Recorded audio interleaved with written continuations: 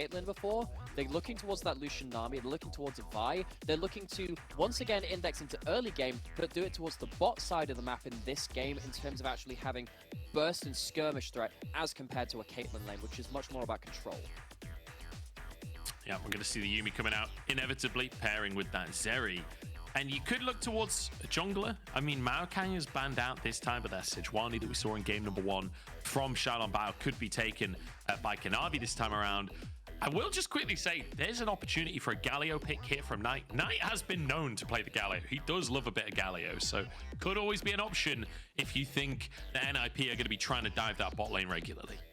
I think junglers are always a good pick in the first 3 just because you do want to have a competitive early game jungler against something like a Vi. We've seen players like Xiaolongbao, like Lian, who's playing later in the day as well, use that pick to skirmish early, initiate very well, and if you don't have something like Vi, Wukong, or of course the Maokai as well, to add similar value to your team in those skirmishes and those team fights, you fall behind the pace of the curve very, very quickly because the Vi goes unchecked. It is going to be that Sejuani, means you've got this very interesting jungle matchup. Actually, you can see Sejuani sometimes going into the enemy jungle and killing the enemy Vi. Xiaolongbao, in fact, did that to Lian in the last series that NIP played. So Kanavi now on the Sejuani side of this matchup, playing that initiate of his team.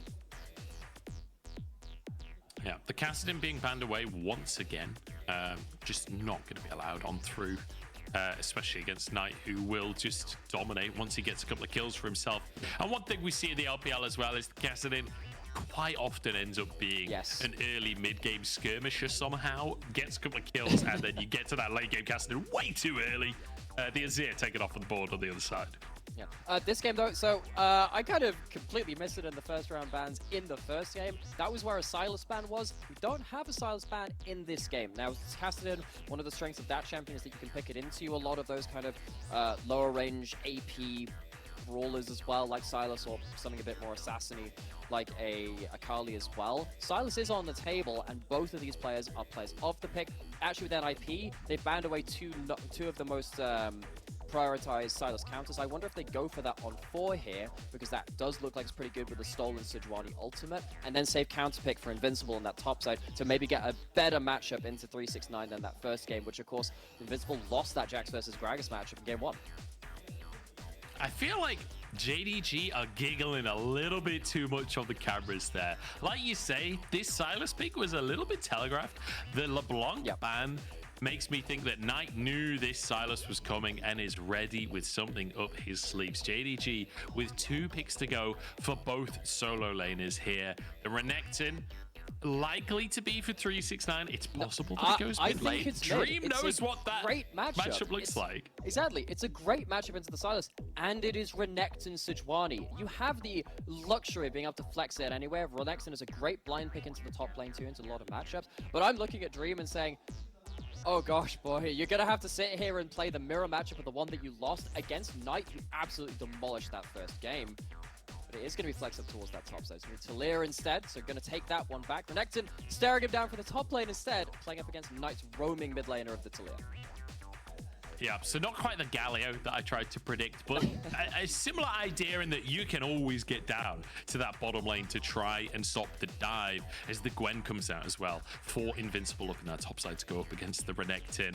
Big old grin on 369's face there. He's ready to take this game on, and I feel like, you know, the composition from JDG, some very strong combinations of champions there with the Zeri Yuumi, with the Renekton Sejuani up at the top side. But once again, NIP bringing a lot of proactivity to the board, right? You can see the world where this composition finds a very big advantage early on.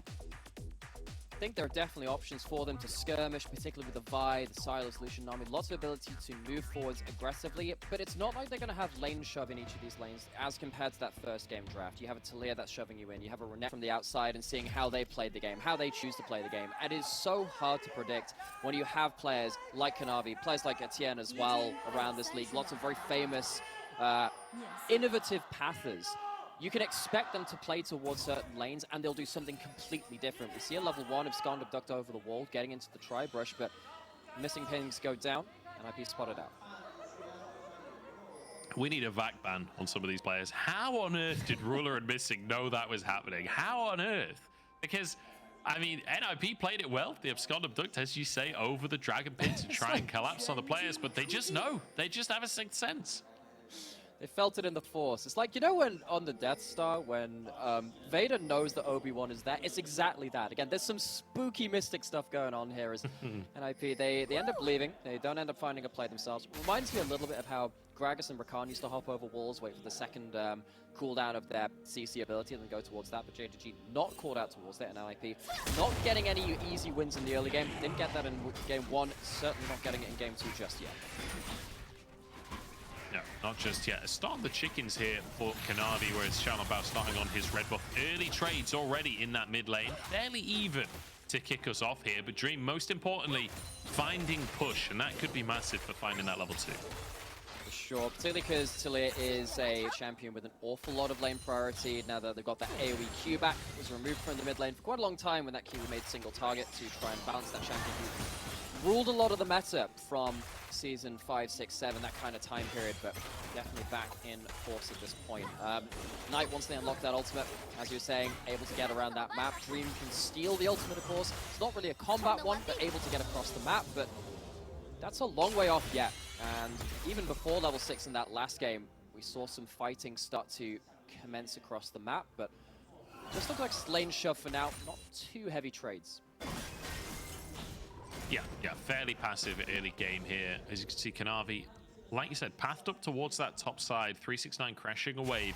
Very likely will bounce back towards him at this point, although I think there's too many minions for that to actually happen. I was going to say perhaps an opportunity for Kanavi up there, but doesn't look like that opportunity will appear. I was looking at Xiaolongbao. I think that they're heading towards the area of the map, which I assume that they're playing towards as well. Gwen into Renekton, you expect a couple of items in. Yeah, Gwen has a lot more ability to play around that.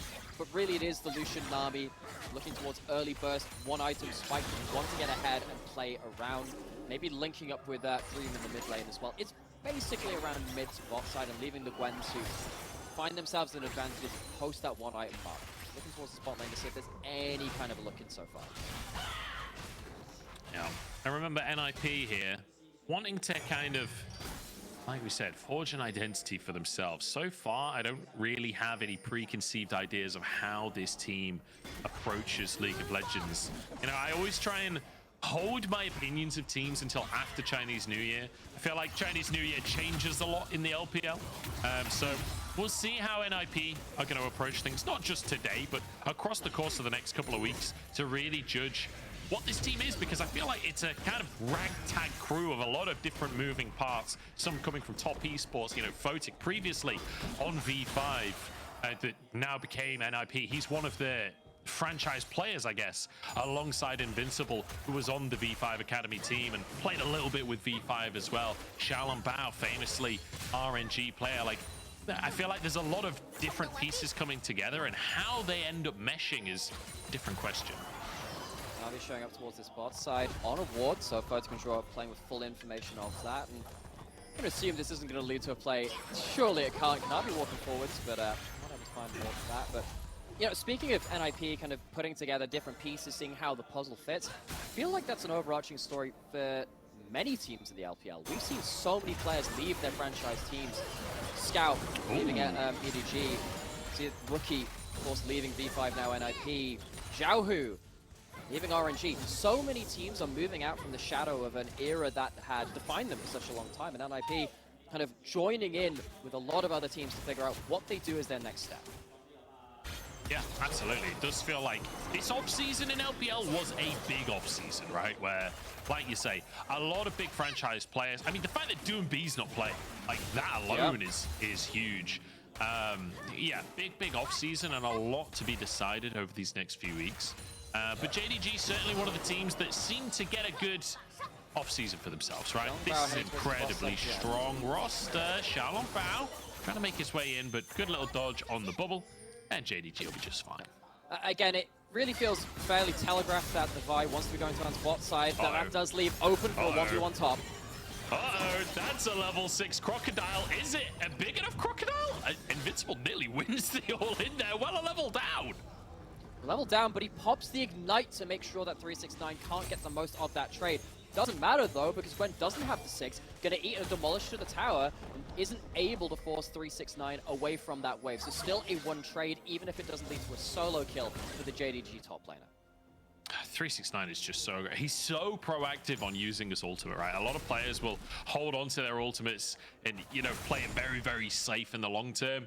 369 is the kind of guy that sees an opportunity and he absolutely goes for it. Invincible really struggling. And you have to remember, Rich is waiting in the sidelines for NIP, wanting to be the starting top laner. Invincible playing the majority of games so far for NIP, but today, 369 is really giving him a run for his money.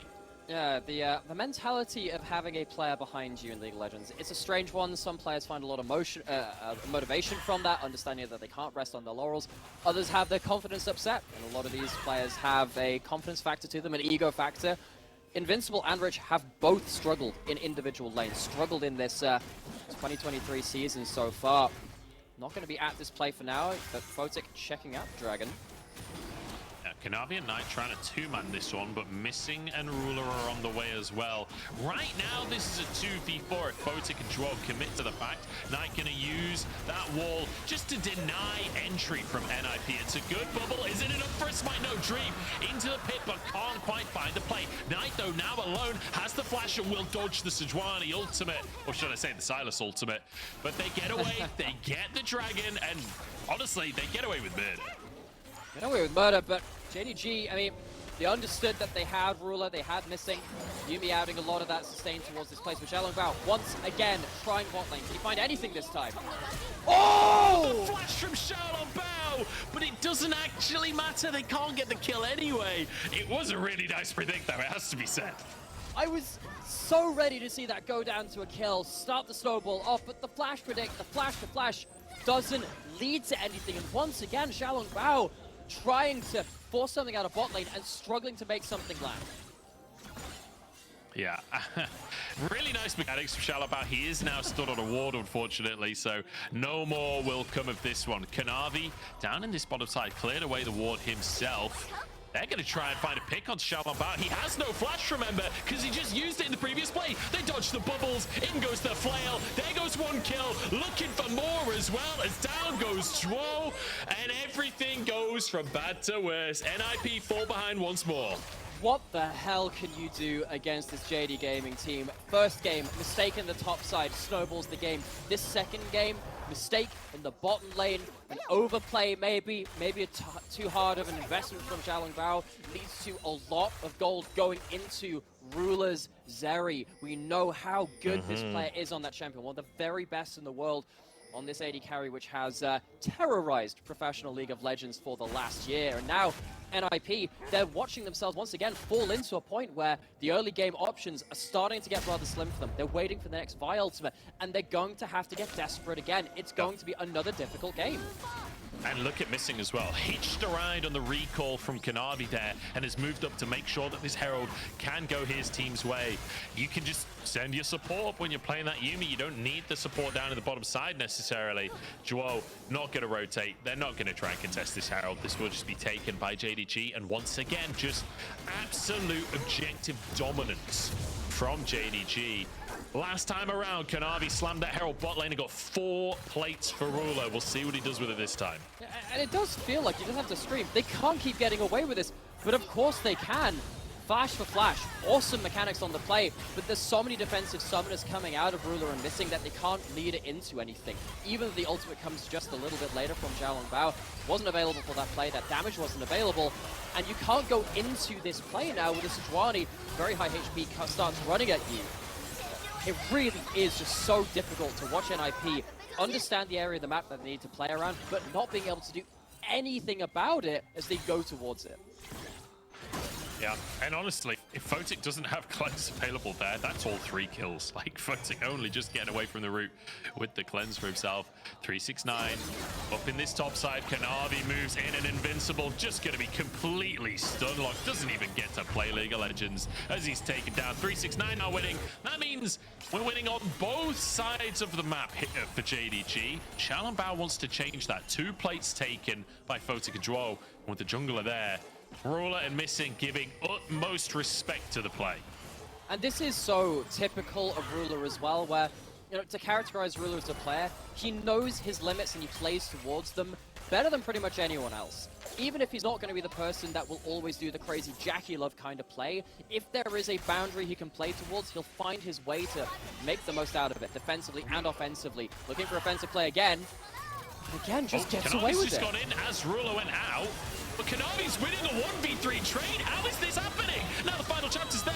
Both junglers fall, and it's a 2v2. Zhuo and Photic, they're trying to look juicy because Dream is on the way. Rula doesn't have his E, doesn't have his splash. Dream misses the knock-up, and the E comes back available. Knight now dives into the play. Missing jumps onto his shoulder. It's an absolute brawl in the bottom lane. Zhuo low on HP, Knight escaping with his life for now. Tagging a little bit. The slow there onto Dream as the pebbles flying, but it's not quite enough. It is impossible to hit skill shots on Rula. This guy sidesteps everything.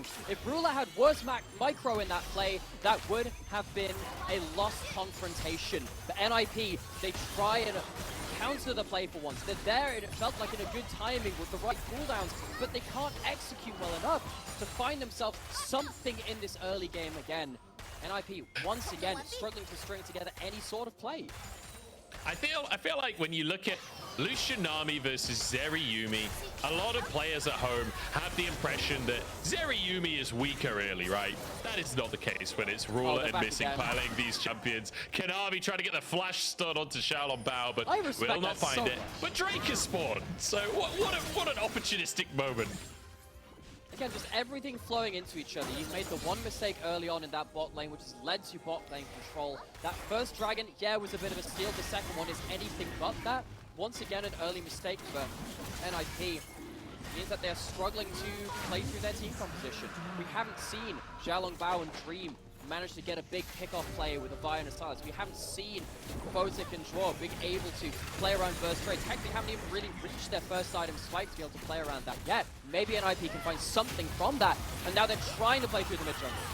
Kanavi, the target here, taking a lot of damage. Just trying to get CC down so Knight can do something, but now Knight's the one CC'd on up here. Chased down, and will be finished off. Way too much bitten off by Knight. Kanavi, the double-edged sword of playing this aggressive, finally kicks it in.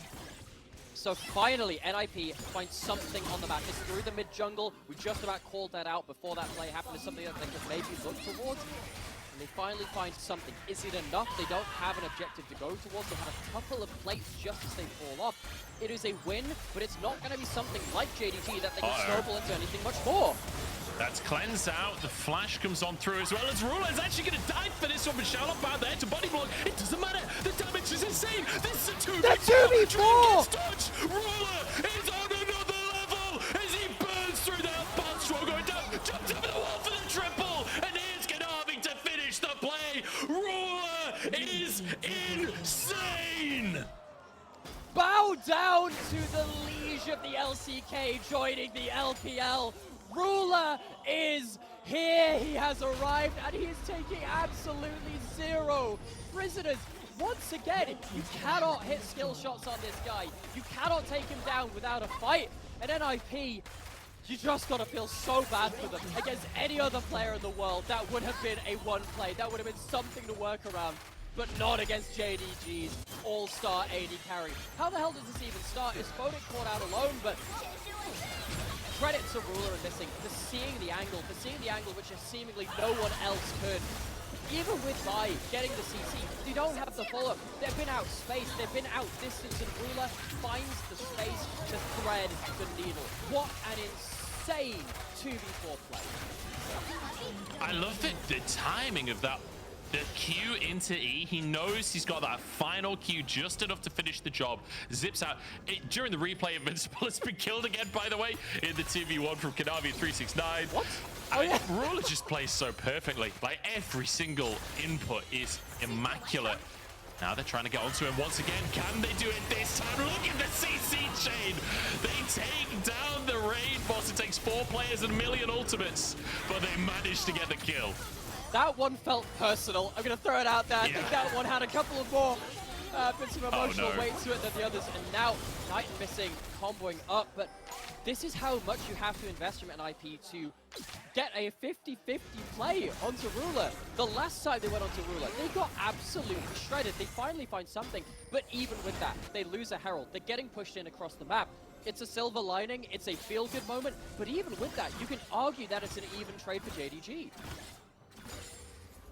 Yeah, I mean, this is kind of brutal. At the end of the day, it's almost a 6,000 gold lead at 16 minutes. It feels very similar to game number 1 in that regard, but it's a totally different way in which they've achieved it. I mean, I'm still just kind of reeling from the fact that Ruler are missing just 2v4 NIP without that dramatic of an advantage to start with. Like, these players are just insane. I knew Missing was going to be good. I remember watching Missing on WE back in 2020, and he was playing alongside Jomung. And Jomung is one of these players. He's now Elk, right? And he still does this where he just likes to over push a little bit. He's that guy that always wants one more wave. And Missing got him out of so many situations, got him so many kills playing those hook supports. And it feels like Missing has gone from strength to strength. And obviously he's playing Yuumi today, but we've seen over the last year or two that Missing is a world-class support. And it kind of goes again to show that JDG are stacked with arguably top 3 players in each role across their entire roster. With the amount of talent in the LPL, with the amount of teams and players in the LPL, that is an incredible war chest to have to throw around to say, we just have great hands, we have great players, we have a great set of individuals. And you know, alongside Missing is Ruler, who you have to keep talking about. It took him 6 years or so to get himself a regional title. He got himself that world's title before he got himself a regional title. Coming off of his first LCK trophy, changing regions, going to the LPL and looking to add a second to his list, at least put his name in the hat for it. Long way to go, a long season in the LPL, of course. Very hard to call things out early in this league, but what an awesome start this has been. What an awesome second series this has been from the entirety of JDG. Absolutely mind-bending what they're able to achieve here. The Herald going to charge on in as well. Should be a tier 2, maybe even kills as they look for Photic instead. As Ruler trying to get onto the tower, but they've run out of minions here, and Ruler low on HP. The TP out, though, from 369. And he still wants to go for the play. The rest of the team back it off, but 369 sure won't. Invincible pushed away. Xiaolong Bao stood in the sidelines, like, wants to get involved, but he's afraid to, and I don't blame him.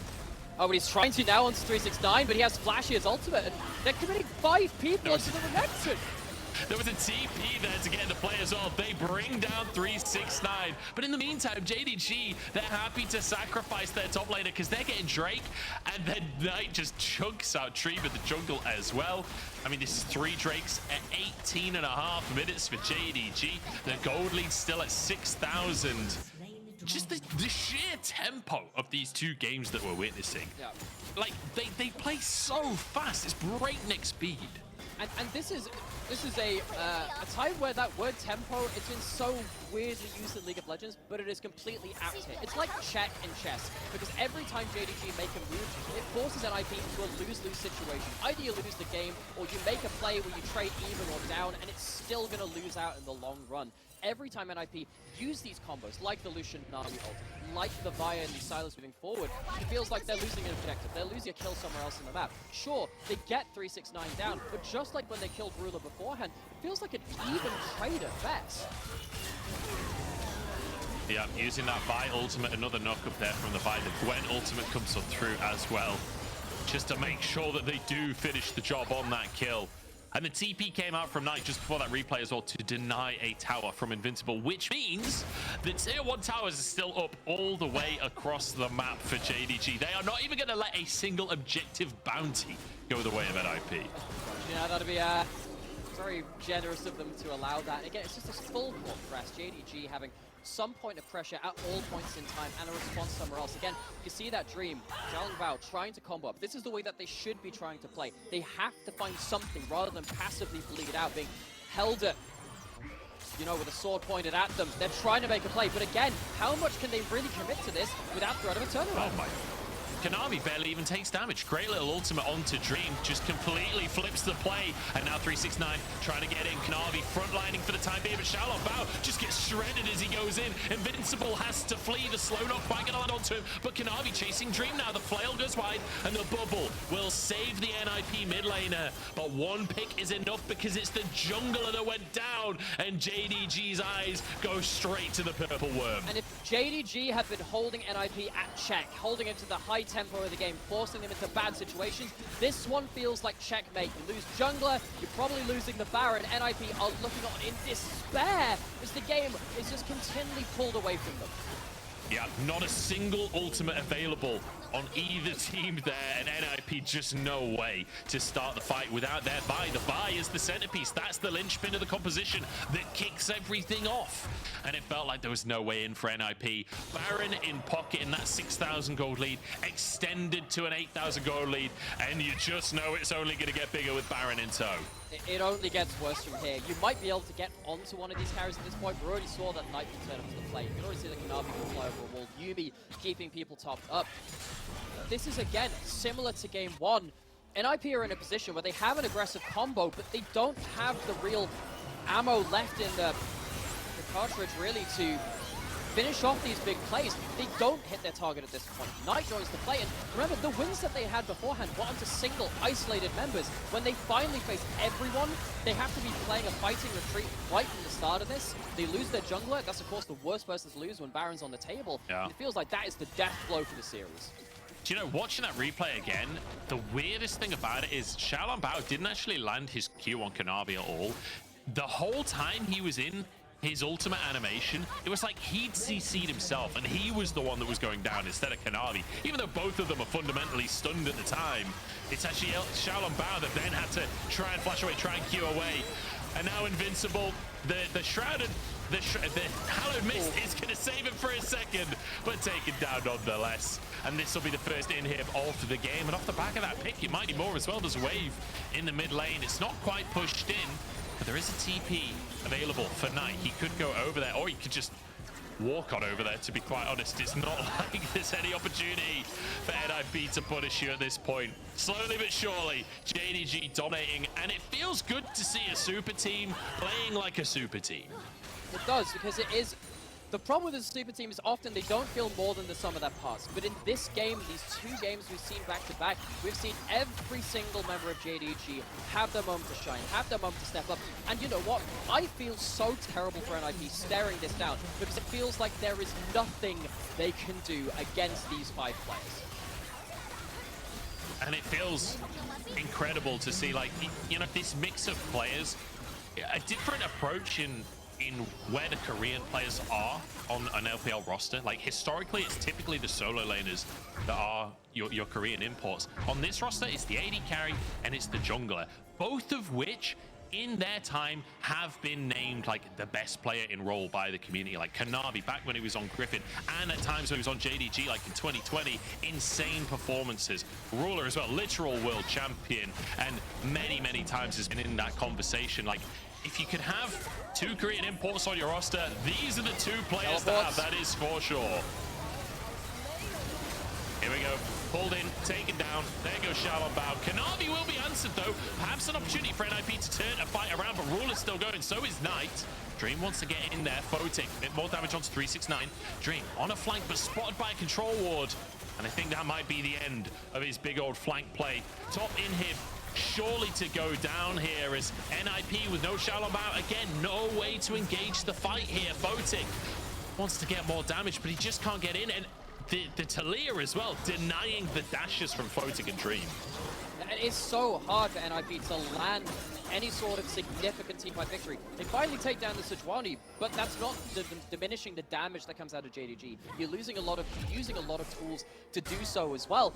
It feels like in this fight, it's actually more about a battle against the minions and the battle against JDG at the tower. They take an awful lot of tower damage in this fight, which keeps things kind of awkward. The CC chain, particularly from Zhuo, keeps Kanavi pinned in place and shows that JDG, they can't afford to be over-aggressive onto these towers, but there's only 2 towers left now. Those are the Nexus towers. If JDG feel bold enough to fight under them, game's probably already gone. They're going to get themselves the soul, going to have to regroup themselves one last time, and NIP, you are grasping at straws as you have done the entire series to find some miracle pick onto the damage, and I don't think they have it in them.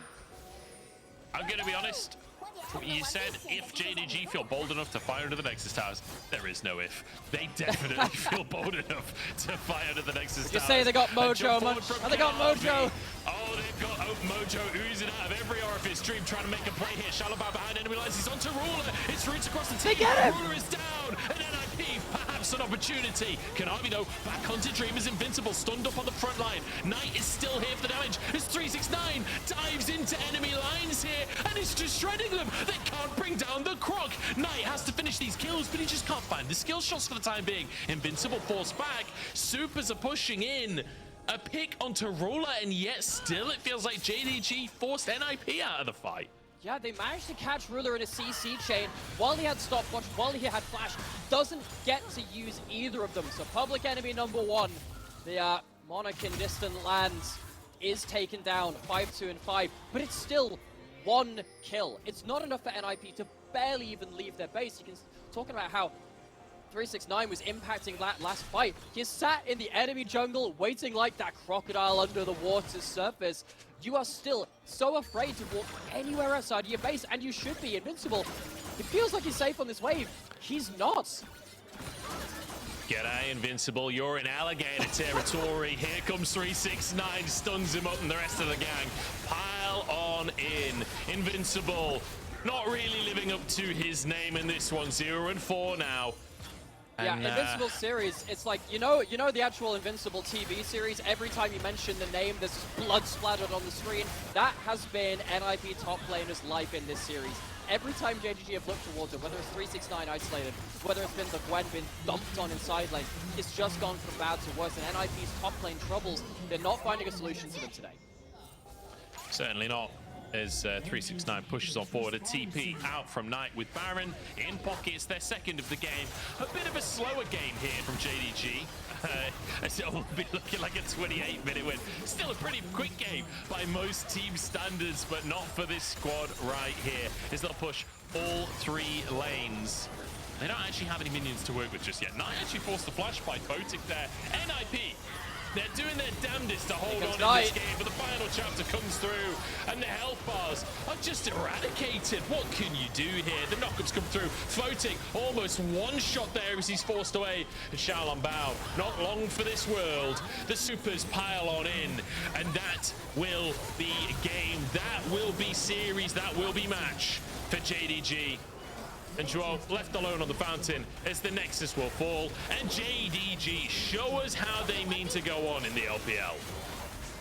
And they show how they mean to go on to every other team looking at them. They have played 2 series. Ruler has had a pentakill. Ruler has had a 2v4 player with missing to absolutely blast NIP. And I don't even think NIP drafted poorly. I don't even think they played that poorly themselves. JDG are just another level. They are playing out the early game far more concerted, far more explosive than they have any right to. And I'm not going to lie, Munch, I feel scared for other teams going up against this crazy roster. Yeah, I mean, this is outright, like, we're at the very beginning of spring, but if you're preemptively looking at teams that are going to be top of the table at the World Championship, JDG is very much in the conversation if they can keep this performance up. And that's the big question, because once again, the conversation of super teams has to come on out, and every single year I feel like this is a conversation that's very big on social media.